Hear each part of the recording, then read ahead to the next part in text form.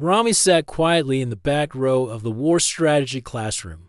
He was the only human among 50 cadets, all from different alien species. Tall creatures with glowing eyes, scaled arms, and strange shapes filled the wide lecture hall, but all wore the same dark green cadet uniform.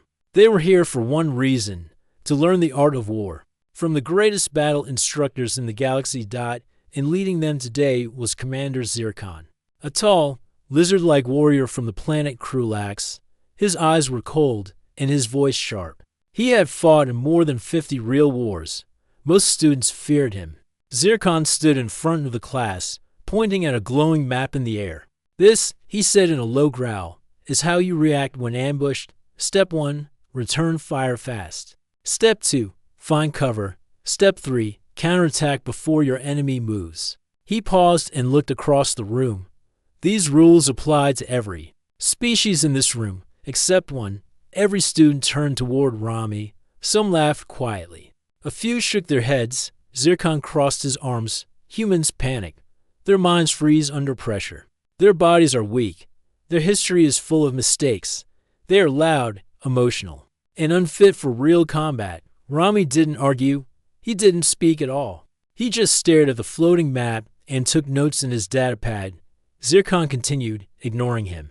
"That is why humans don't belong on the front lines. They follow orders, stay behind cover, and let stronger species do the fighting." Rami still said nothing. He wasn't angry. He was patient. He had heard worse things before, even back on Earth, but he knew something the others didn't. Humans didn't need to look strong to be strong. After class ended, Rami stayed in his seat a moment longer. Most of the students walked past him without a glance. Some whispered as they left. One small alien named Oral, with blue skin and 3 eyes, stopped by Rami's desk. "You okay?" he asked softly. Rami smiled a little. "I'm fine. Just listening." Oral looked unsure. "Zircon was hard on you." "I've been through worse," Rami said, closing his datapad.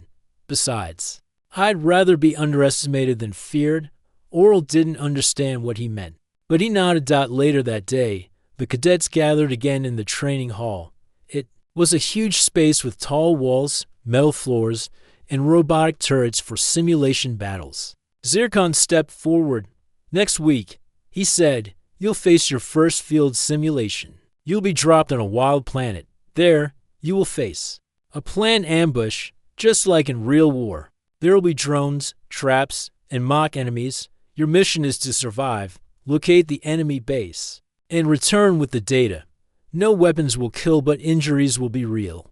The class went quiet. Zircon looked at his list. Teams will be assigned randomly, one by one. He read out the names. Rami heard his name last. Team 11, Rami, Oral. "Bren, Talo." Rami turned and saw his teammates. Oral gave him a weak smile. Bren was a short, round alien with short legs and shaky hands. Talo was a sleepy-looking bird-like creature who always looked bored. The rest of the class laughed. One student whispered loudly, "That team's going to fail before they even land." Zircon didn't stop them. He just gave Rami a small, cold smile. "Let's see what your human can do." Rami stood tall. His team looked unsure, but he didn't show fear. He gave a small nod. "We'll be ready." That night, while most cadets rested, Rami studied his notes. He rewatched the ambush training video 10 times. He drew maps, marked possible trap points, and planned different paths based on terrain. In his head, he imagined the panic, the confusion, the sounds of explosions. He thought about what Zircon had said, how humans freeze in ambush. Rami didn't forget. He wrote it down. Then, he started planning to prove it wrong. The next few days, Rami met with his team in quiet corners of the academy. Oral listened carefully. Bren kept shaking, but tried hard. Talo kept yawning, but at least he showed up. Rami didn't blame them. They had been picked last for a reason. No one believed in them. But he didn't need them to be perfect. He needed them to follow the plan. "We won't fight like others," Rami said. "We'll move quiet, stay low, watch the signs. Let the others fight first." Oral looked confused. "You don't want to charge the enemy." "No," Rami said. Let them charge. Let them make noise. We wait. We survive, Talo raised. That's boring. It's smart, Rami said simply. On the day of the simulation, all cadets were loaded into drop pods. Each team would land in a different zone on the wild jungle planet, called Zirian. It was full of tall trees, thick vines, and hidden caves. The perfect place for an ambush. As Team 11's pod dropped from the Academy ship, the inside lights turned red. Rami held onto the rail and looked at his team. Remember the plan, he said calmly. No hero moves. Stay together. Watch everything. Listen before you speak. The pod landed with a soft thud. The doors opened, and thick green jungle greeted them. Other teams would be running ahead, shouting, trying to fight first. But Rami's team moved slow. He led them under low branches, through wet grass, and around fallen trees. He paused often, touching the soil, listening to animal calls. After 30 minutes, they heard loud explosions in the distance. Other teams being ambushed. Oral looked scared. Should we help them? No, Rami said. Not yet. That's what the enemy wants. He led them round the noise. They found a small hill and climbed to the top, where they could see far into the trees. Below them, in a small clearing, two teams were trapped between fire and drone blasts. Red flashes flew through the air. Bren looked shocked. They're pinned. Exactly, Rami said. They rushed. No plan. Just muscles. Talo blinked. What now? Rami pointed to the far side of the field. We circle there, avoid the fire, then head east. That's where the enemy is watching from. How do you know? Oral asked. I paid attention. Rami said. When Zircon told us how to set an ambush, the others followed, slowly, silently. And for the first time in the simulation, a team was not running from the enemy but toward them, calm and unafraid. The thick jungle of planet Zirian buzzed with the sound of flying insects and far-off explosions. The air was warm and heavy. Thick vines hung like ropes from giant trees. Somewhere beyond the hills, enemy drones and hidden traps waited for careless cadets to walk into them. But Rami didn't walk into anything without thinking first. He crouched behind a fallen log, scanning the area with his eyes. Oral, Bren, and Talo followed close behind. Each step was quiet, each movement slow. They didn't speak unless they had to. There, Rami whispered, pointing toward a muddy trail. Those are footprints, not ours. Oral peered at the ground. Do you think it's the enemy? Rami nodded. Yes, and they're heavy. Must be one of the drone units patrolling this side. Talo looked bored. Shouldn't we go the other way? No, Rami said. That's what everyone else would do. We'll go toward it, but quietly, from the side. The team moved into thicker bushes. The ground was soft, and the air smelled like wet plants and smoke. Bren slipped once, but Rami caught his arm. Careful, Rami said. No sudden movements. They moved deeper into the jungle, where the light grew dim. Sunlight barely touched the ground here. The team came across a metal spike stuck in a tree, a fake sensor, blinking red. That's part of the ambush trap. Rami said, watch for more. Soon, they heard voices cadets from another team, shouting and running through the trees. Then came the high-pitched sound of drones locking on. A bright red light flashed between the trees. Simulated gunfire. The cadets screamed and dropped. To the ground, two flying drones swooped down and fired stun pulses. Rami signaled his team to drop low and stay hidden. The drones flew past, chasing the noise. See? Rami said softly. They moved too fast. We won't. The team kept moving, staying behind rocks and under branches. After another hour of slow movement, they came upon a cliffside. Below it was a narrow path with fresh tracks boots and wheels. Enemy patrol moves through there, Rami said. That's our path. Oral looked nervous. What if they catch us? They won't, Rami said, smiling a little. They're not. Watching the trees, he climbed up into the branches and started moving above the path. The others followed, some slower than others. Talo nearly slipped twice, but he held on. Above the path, the team moved like shadows. When they saw the enemy drones on patrol below, they froze, holding their breath. The drones passed by, unaware. Bren whispered. How did you know they wouldn't? Look up, Rami whispered back, because I remembered what Zircon didn't say in class. He told us what to expect from the ground, not from above. Soon they reached a small hill with a clear view of a metal structure in the distance. It was partly hidden under vines, but still visible. The mock enemy base. Oral's eyes widened. That's it, Rami nodded. Now we watch, see how they moved, count patrols, map the traps. The team stayed hidden for over an hour. They watched enemy drones take the same path every 10 minutes. They saw blinking sensors and fake mines placed near the front. There were 2 entrances, one clear, one almost covered. Rami pointed to the side entrance.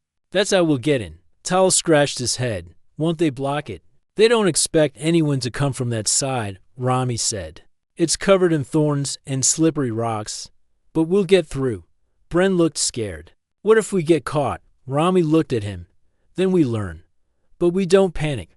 We adapt. As the sun began to set, the team made their move. Rami led them down the side path, crawling under thorny vines and walking on slippery stones twice.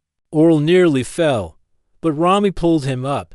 When they reached the side entrance, it was quiet. Rami used a small mirror to check around the corner. No drones, no traps. They slipped inside. The room was dark, with blinking lights and a metal table in the center. A glowing orb on the table held the fake intel, their mission goal. Rami approached carefully, scanned for traps, then grabbed the orb. He looked at his team and smiled. We did it, but just as they turned to leave, a soft click echoed. In the room. Trap. The door sealed shut. Red lights flashed. A voice came from hidden speakers. Intruder alert. Rami didn't panic. He scanned the room quickly. Look for an emergency vent. There has to be one. Talo found a small square vent near the ceiling. It's too small, Bren said. Not for you. Rami said, you go first. One by one, they climbed through the tight metal vent. It was hot and narrow. The air smelled of oil and dust. After a long crawl, they dropped down into the trees outside. The fake enemy base was now fully awake, drones swarming, lights flashing, but the orb was with them. The mission was complete. Now we just have to get back to base, Oral said. Rami nodded. Not through the main path. They'll be expecting that. We go round north side, slow and silent. They traveled through the night, Rami guided. Then by the stars. He had memorized the map of the planet during training. He knew the base was to ridges away. By dawn, they reached the edge of the jungle. The Academy pickup ship waited in the clearing. They were the first team back. When the instructors saw the orb, they looked surprised. Commander Zircon stood near the landing ramp, arms crossed. You brought back the intel, he said flatly. Yes, sir. Rami replied calmly. And your team is unharmed? Yes, sir. Zircon said nothing for a moment. Then he looked Rami in the eye. You did not follow the usual tactics. No, sir. You avoided contact, hid from enemies, used terrain over force. Yes, sir. Zircon narrowed his eyes. Explain. Rami stood tall. We followed what you said in class. Then we did what you didn't say. You warned us about ambushes, so I studied them. We avoided them instead of fighting them. Zircon didn't reply. He just turned and walked away. But Rami didn't need his approval. The mission was complete. His team was safe.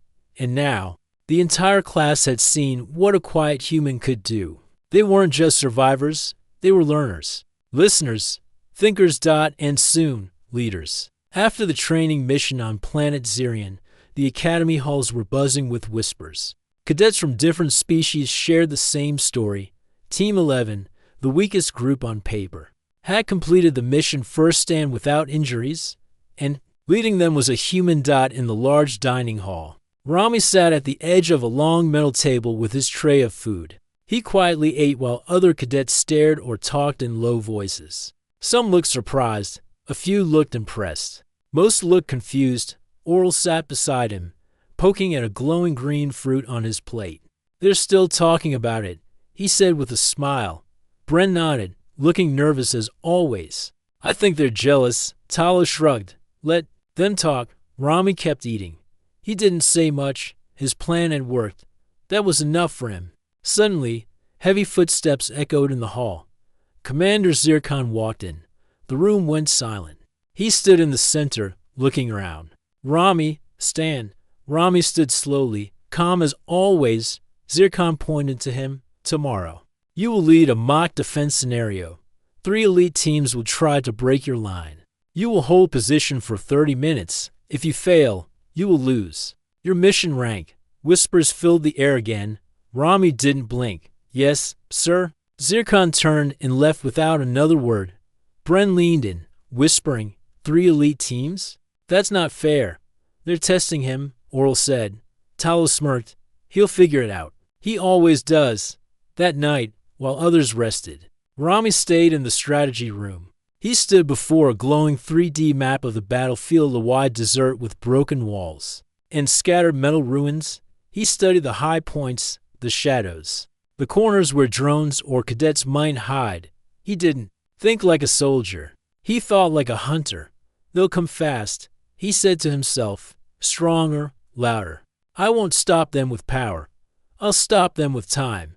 He spent hours building a new kind of plan. Not one built on force, but on delay confuse. The enemy, slow them down, make them waste their strength. When the sun rose, Rami stood on the battlefield with his assigned team. It wasn't the same one from before. He had 5 random cadets, each uncertain, untested. They looked at him. You're the human, right? One asked. I'm Rami, he said. Listen carefully, and we'll win. He walked them to the first broken wall and began giving simple orders. We don't hold the center. We split small traps. Short moves. If they think we're running, they'll chase. But we'll be waiting. Won't they break through? Asked a tall insect-like cadet. Yes, Rami said. But not fast. We only need to delay. Soon, the whistle blew. The test began. From the far side of the desert, 3 elite teams charged forward. They were fast, strong, and sure of victory. Each had trained together for months. Their armor gleamed in the sun. But as they moved, things started to go wrong. The center was empty. The defenders were gone. Then, a small explosion hit the sand behind them, a cloud of smoke. Then another on their right. One team split up to search the smoke. That was mistake 1. Rami's team had placed decoys with small noise emitters. The enemy followed fake sound and ran into more smoke. Then came the noise of collapsing metal. One wall crumbled from above a loose piece Rami had weakened earlier. It fell between 2 attackers, forcing them to climb over it. That was mistake. To every second, Rami's plan added confusion. Lights flashed in wrong directions. Sound bounced off ruins. The enemy didn't know where to aim. From a high tower, Rami signaled his team. Move, hide, delay. The elite teams were now 10 minutes and had gained nothing. Zircon watched from the control tower, arms crossed. Where are the defenders? One instructor asked. They're not defending, Zircon said. They're dancing. At the 20-minute mark, one elite team finally found a real defender and charged. The cadet ran. The attackers laughed and chased, but around the next wall, they found nothing. The cadet had vanished down a hidden trench. They followed and walked into a mud pit, sticky, deep, and hard to move through. It had been covered by a fake sand mat. They struggled to climb out. Precious time slipped away. Back near the tower, Rami watched the sun's position. 5 minutes left, he whispered. Another team tried to rush through the ruins but triggered a line of smoke bombs. They paused, trying to guess where the defenders were. That was mistake 3. They hesitated. And Rami knew. Hesitation was the real weapon. When the final whistle blew, the elite team stood scattered, confused, tired. They hadn't taken the field. They hadn't broken the line. And Rami's team, even with weaker cadets, stood quietly by the walls, calm, alert, and untouched. The instructors walked onto the field. One of them, a tall gray alien named Commander Vrel, looked impressed. You delayed 3 elite teams, he said. Without engaging them directly, Rami nodded. They were fast. So I made them chase shadows. Commander Vrel smiled faintly. Interesting method. Then Zircon arrived. He looked at the field. Then at Rami, "Explain the traps," he said. "They weren't meant to stop anyone," Rami replied. "Just slow them down, confuse, divide." "I didn't try to win by force." Zircon studied him closely. "And why not? Because humans are not the strongest. We are not the fastest. But we are the most used to being underestimated." A few cadets nearby heard his words. Some nodded. Some looked thoughtful. That was the moment something changed. Spark had lit. Cadets from different species began to approach Rami during breaks. "How did you build the noise trap? What mud did you use for that pit? How do you plan under pressure?" Rami shared small tips. Not everything, just enough. He didn't want to become a hero. He wanted to build something stronger. Trust, respect, a new way to lead. Oral, watching from the sidelines, smiled. "Told you they'd come around." Bren laughed nervously. "They look at him like he's some kind of general." Tal stretched and yawned. "Let them follow. As long as I don't have to run again." Rami stood quietly at the edge of the field, watching the sunset over the academy towers. Today, he hadn't just defended a point. He had shown them something different, that victory didn't always come from strength. Sometimes it came from silence, from patience, from knowing when not to fight. And in the eyes of those who once laughed at him, Rami now saw something new: respect. The next morning, the academy training ground felt different. Cadets no longer ignored the human. They no longer laughed when Rami walked past. Some nodded with quiet respect. Others looked at him with curiosity, whispering among themselves. No one had expected a human to outthink 3 elite teams. No one had expected a quiet boy from Earth to hold a battlefield with nothing but simple traps, fake signals, and calm control. But Rami didn't change. He still walked the halls with his datapad, still sat in the back row during lessons, still spoke only when needed. His teammates from the jungle mission, Oral, Bren, and Tal, walked beside him with a bit more pride now. They weren't just the forgotten cadets anymore. They had become part of something bigger. "People are actually listening now," Oral said with a grin. Bren still looked nervous, but even he smiled. "I heard one of the big teams is copying your mud pit trick." Tal shook his head. "Won't work the same. They don't move like you do, Rami. They just try to look strong." Rami didn't respond right away. He looked ahead at the large metal building where strategy drills were held. "Let them copy," he said at last. "If they learn, they improve. That's good for all of us." That afternoon, Commander Zircon stood before the class again. The room was quiet as he loaded a new map onto the hologram board. "This week's drill," he announced, "is a base defense scenario. This time, teams will rotate roles: defender and attacker. New leaders will be assigned." He paused, then looked directly at Rami. "Rami will be the defender's commander in round 1. Rami stood without emotion and nodded. "Yes, sir." As the cadets prepared, Zircon walked over to him.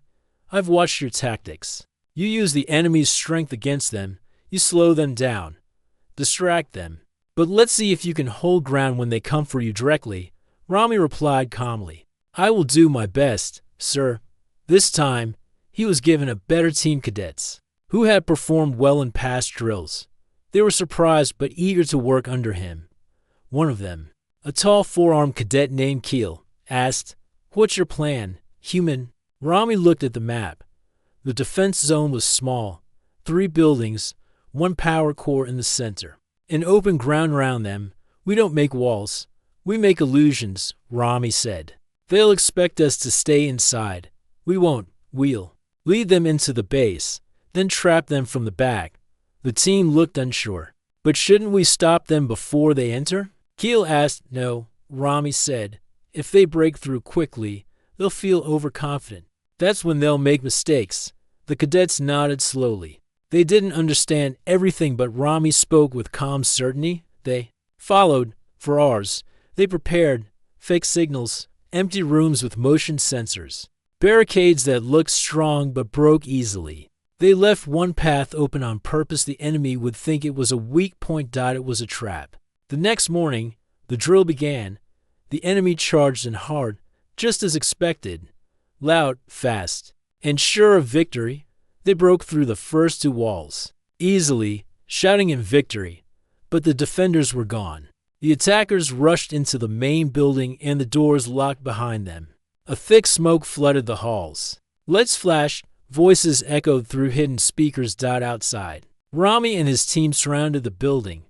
The attackers were trapped inside their own victory. "Hold position," Rami ordered.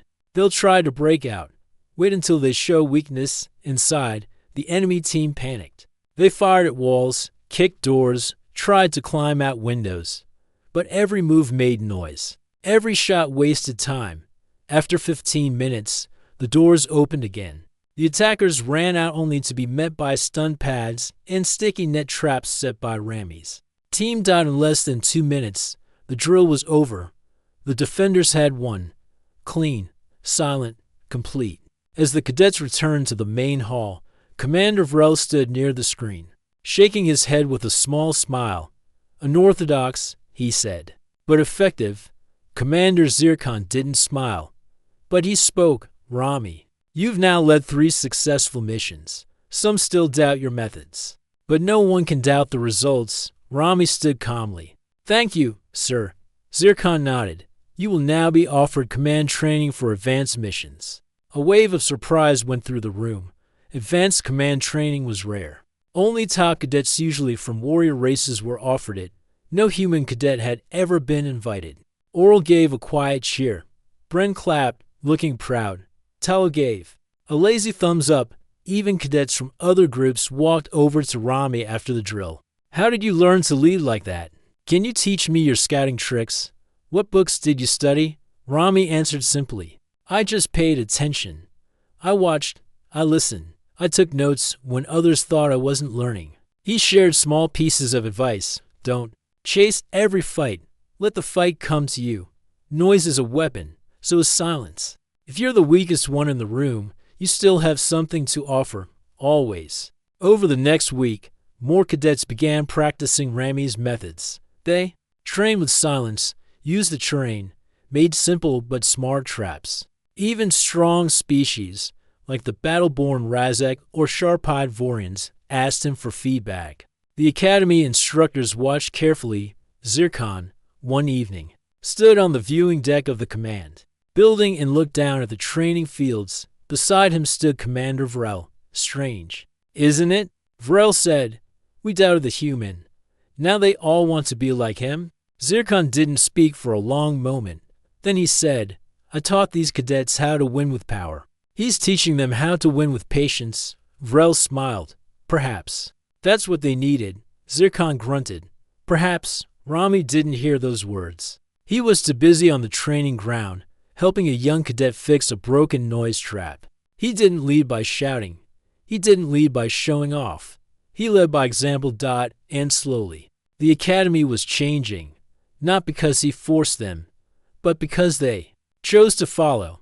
The sky above the academy was dark and filled with distant stars. It was a quiet evening, and most cadets were resting after another long day of training. But inside the command center, red warning lights began to flash. A sharp alarm echoed through the halls. Rami was in the middle of studying battle formations when the announcement came through the speakers. "Emergency alert. Outer colony outpost on planet Veltra 9 has been attacked. Enemy forces unknown. Immediate rescue team is being formed."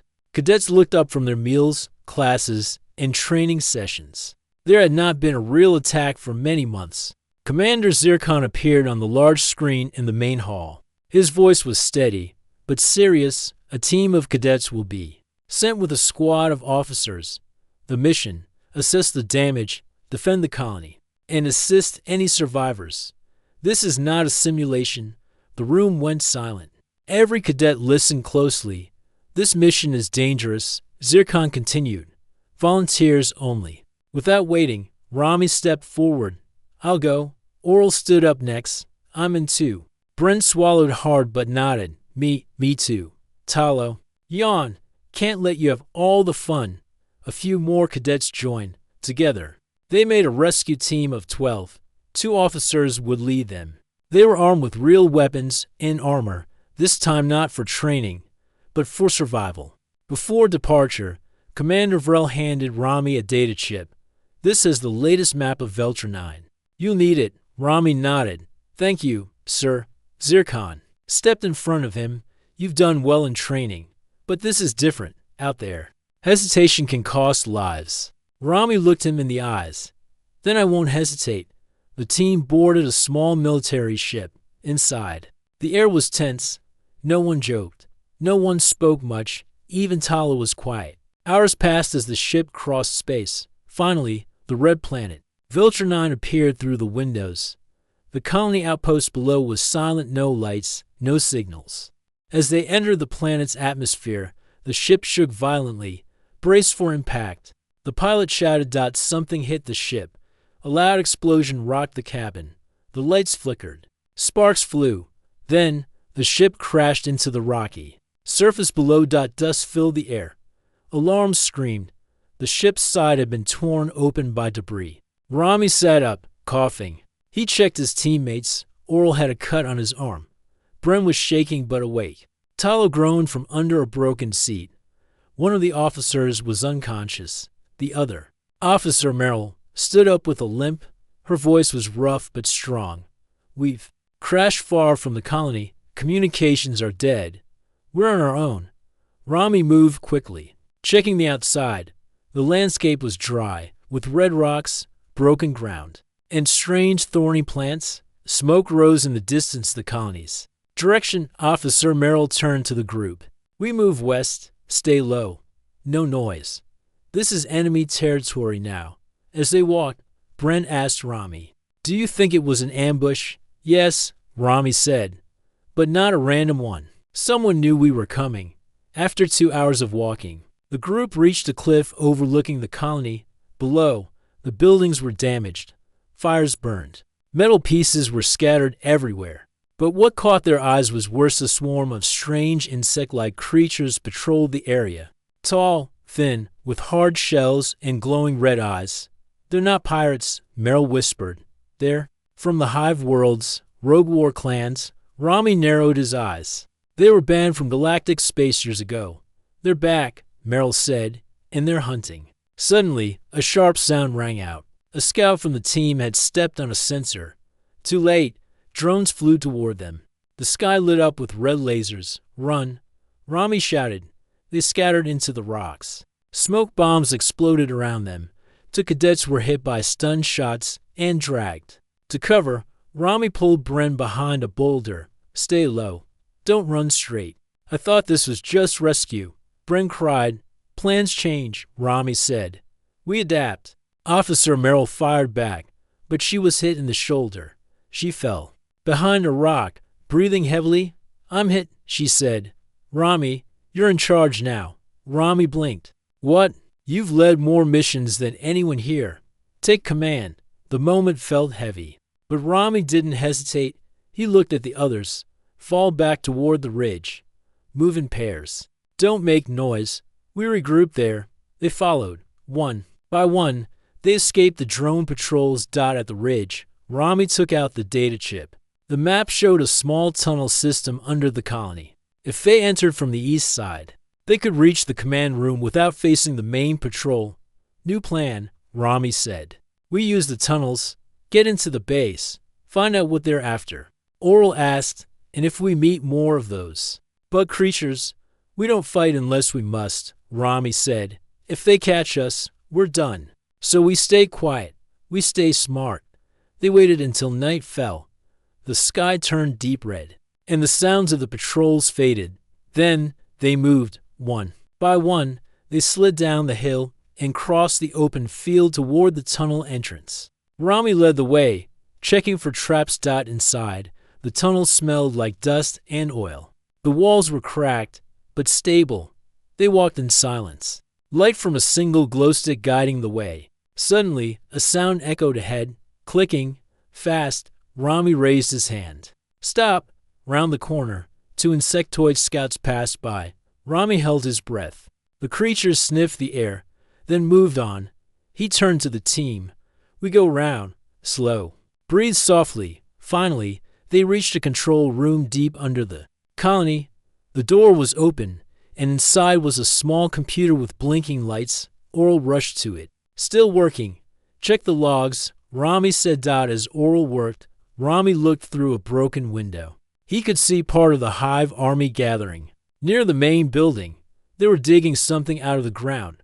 What are they looking for? Talo asked. Then Oral gasped. They're not after people. They're after tech. What kind? Rami asked. A hidden power core, Oral said. Experimental. If they take it, they can power their whole fleet. Rami's face hardened. Then, we don't let them leave this planet. The control room was dim and quiet, except for the blinking lights of the old computer. Dust floated in the air. Rami stood in front of the monitor, his eyes scanning the logs that Oral had just unlocked. They're digging for the experimental power core, Rami said.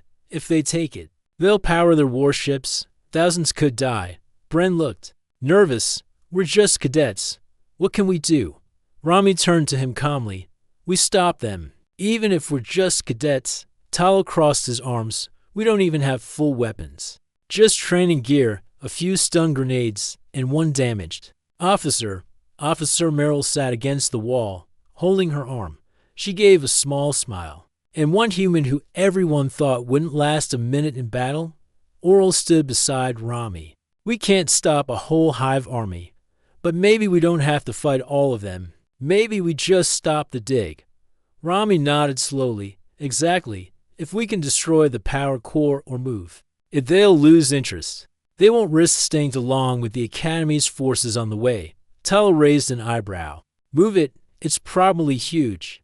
Then we destroy it, Rami said. The group went quiet. Destroying something that powerful could also destroy them. Rami looked at the map on the screen. There's a vent system that leads under the dig site. We'll split up. One team will draw attention. The other will go through the tunnels and place charges. Oral asked, where do we get explosives? Rami opened a storage panel behind the console. Inside were emergency supply packs, 3 small explosive charges meant for mining. It's not much, Rami said, but placed right, it'll collapse the chamber and bury the core. Merrill coughed lightly. You really think this will work? No, Rami answered. But we don't have another choice. The team split into 2 groups. Rami, Oral, and Talo would go through the tunnels. Bren and 3 other cadets would create noise above to pull the enemy's attention. As they prepared to leave, Rami looked at each member of the group. You don't have to be perfect, he said. Just be smart and trust each other. They nodded quietly, with more courage than they had shown at the academy outside. The hive army was busy around the dig site. Tall insect warriors barked orders in a strange language. Drones flew overhead, watching the skies. From the west side, Bren's team threw a flash grenade into the open, then ran between metal walls. Shouting loudly, the hive soldiers reacted instantly, sending drones to follow. Meanwhile, deep underground, Rami's group moved quietly through the vent system. The tunnels were narrow and dark. The only light came from small glow sticks tied to their belts. Talo whispered, I still think this is crazy. It is, Rami said, crawling ahead. But sometimes, the best plan is the one the enemy never expects. They reached a metal grate under the dig site. Above them, loud footsteps and voices echoed. The core chamber was just overhead. Oral pulled out one of the charges. Where should we place them? 3 corners of the support platform, Rami said. Then we set the timer and run. They climbed carefully through the grate, one at a time, placing each charge near the stone base that held the power core. Rami looked up. The power core was huge, glowing, pulsing with energy. A few hive workers stood near it, watching the scanners. We don't have much time, he whispered. Suddenly, a loud noise came from the vent they had used to enter. One of the guards had spotted movement. They're here, it shouted. Rami clicked the timer on the last charge. Go. Now, the group dashed back into the tunnel. The hive guards opened fire with energy blasters, but the cadets stayed low. One blast hit near Talo's leg, but he kept moving. The timer ticked down 15 seconds. They crawled fast through the dark tunnel. 10 seconds, Oral slipped, but Rami grabbed his arm and pulled him forward. 5 seconds, they jumped behind a thick rock wall just as a deep rumble filled the air. A massive explosion shook the ground. Dust and heat blasted through the tunnel. The ceiling cracked, and rocks fell. The power core chamber collapsed, burying the glowing weapon deep under the planet's crust. Outside, the Hive soldiers froze. The ground under their feet trembled. A red flash lit the sky. Then silence. For a moment, no one moved. Then a loud screech echoed across the field, the Hive army's warning signal. "They're retreating," Bren shouted from a hilltop. "They're pulling back from their command ship." The Hive leaders ordered a full withdrawal. Without the core, the mission was a failure. And the longer they stayed, the closer Academy forces would come. As the last ships flew into the sky, Rami and his team climbed out from the tunnel's edge. Covered in dirt, bruises, and sweat but alive, they walked slowly across the field. Where the remaining cadets stood watching, Meryl limped forward, smiling. "You did it?" "No," Rami said. "We all did." Oral sat on the ground, catching his breath. "That was the most terrifying thing I've ever done." Bren laughed nervously. "And the most incredible." Talo dusted himself off. "Let's never do that again." Everyone laughed. Hours later, the rescue ship arrived from the Academy. Medical teams rushed out. Officers took reports. News spread fast.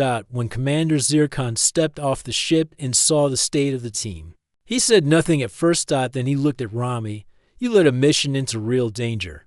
You planned, adapted, and brought your team back alive." Rami nodded. "We only did what we had to do." Zircon nodded slowly. "That's what real leaders say." The other cadets gathered around, some cheering softly. They had heard the story already. The quiet human had saved the colony again. That night, back at the Academy, Rami sat alone on the roof, looking up at the stars. Oral joined him, sitting down with a bottle of water. "You're still thinking," Oral said. "I'm always thinking," Rami replied. "You really believe you're still just a student?" "Yes," Rami said. "But next time, I won't be. Next time, we'll be facing something bigger." Oral looked worried. "You think there'll be a next time?" Rami nodded. "Always." The stars above them blinked silently and deepened. The galaxy, the Hive, had learned something important. Humans weren't weak. They were dangerous when ignored. Especially ones who listened, learned quietly, and then took over. The Academy halls were no longer the same. Where once cadets passed Rami without notice, now they stopped to greet him. Some asked for advice, others just wanted to walk beside him. Even instructors, once unsure of the human cadet, now watched him with silent approval. The news of the Veltrinine mission had spread across not only the Academy, but nearby colonies too. Everyone heard how a group of cadets, led by a quiet human, had outsmarted a Hive invasion and destroyed a powerful core that could have changed the war. Rami remained calm through all the attention. He still trained every day, still sat in the back during lectures, still studied quietly while others talked. But there was one big change. Commander Zircon had made him a student commander, something never before given to a human cadet. He now led daily drills, guided teams in planning exercises, and even helped instruct junior cadets. One morning, as the sun rose over the training grounds, Commander Vrel called him into the main command hall. "Rami," he said, "we've received word. The Hive fleet is gathering near the edge of neutral space. Our academy is being watched." Rami nodded. "They want to test us again." Vrel handed him a small tablet. "This is a simulation, but one based on real Hive tactics. We want you to lead the entire exercise. All 6 cadet squads will follow your command." Rami blinked. "All of them?" "Yes," Vrel said. "Even the elite squads." Rami took a deep breath. "I'll do it." That afternoon, the large strategy dome was filled with over 100 cadets. Holographic maps hovered in the air. Drones buzzed in the background. The test began. A full simulation of a Hive fleet landing was underway. Swarms of enemy units, drone strikes, false signals, and ambush teams. Rami stood in the center, his voice steady. "Squads Alpha and Beta hold the center. Not with force, with movement. Make the enemy think you're strong there." He turned to the next team. "Squad Gamma circle left. Leave signs that you're weak. They'll move toward you. We'll trap them from behind. The teams moved, like parts of a machine, calm, controlled, following his signals exactly. But halfway through the drill, the simulation changed. The hive used a new trick, an invisible jammer that shut down all long-range communication. Teams couldn't talk to each other anymore. Cadets looked around, confused, some panicked. The room grew tense, but Rami didn't freeze. He moved quickly to the nearest console and activated his backup plan light beacons. Different colors, different positions. Each squad had trained with it just once, but that was enough. Blue on the left wall, regroup. Green above the tower. Hold position, red on the floor, retreat silently. The squads moved again, adjusting as if they could still hear Rami's voice from the observation deck. Commander Zircon watched in silence. A fellow instructor spoke beside him. He planned for this? Zircon gave a small nod. He plans for what others forget. By the end of the simulation, the hive forces were cornered, confused, and surrounded. The cadets had won. When the lights came back on, the room exploded with quiet cheers and claps. Even elite cadets who once doubted Rami looked at him with real respect now. Commander Zircon stepped into the room. Everyone turned toward him. You've all seen it, he said. This human cadet, who once stood at the back of the room, now leads from the front, not with noise, not with strength, but with understanding. He looked at Rami. Tell them, he said, tell them what made the difference. Rami turned to the crowd. I wasn't born stronger, he began, or faster. I failed many tests when I started here. But I watched, I listened, and I asked myself one question every day. What would I do if no one believed in me? The room was silent. I took notes when others joked. I trained when others gave up. I didn't try to become like them. I tried to become someone they would follow. He looked around at the cadets. And I still don't know everything. But I know this: when you stop thinking like a soldier and start thinking like a protector, everything changes. The room clapped. Not loudly, but with deep meaning. Even Commander Zircon gave a slight nod of approval. That night, Rami returned to his dorm. The stars outside blinked silently. Oral sat nearby, cleaning his gear. You really took over the academy, didn't you? He said with a grin. Rami smiled a little. I didn't take over. I just helped them see there's more than one way to lead. Brent peeked in through the door. I heard we're getting new cadets next week, from Earth. Rami raised an eyebrow. Earth. Talos strolled in, arms behind his head. Looks like you've inspired more humans to join. Hope they can run as fast as we did. Oral laughed. And think as clearly. Rami looked out the window again. Somewhere out there, more enemies were watching, planning, waiting. But now, he knew something important. He wasn't just a student. He was a symbol of quiet strength, of smart thinking, of what humans could truly become when challenged. From being the one nobody noticed to the one everyone listened to. Weeks later, a final message arrived. Attention. Hive movement confirmed near the border colony of Varun 4.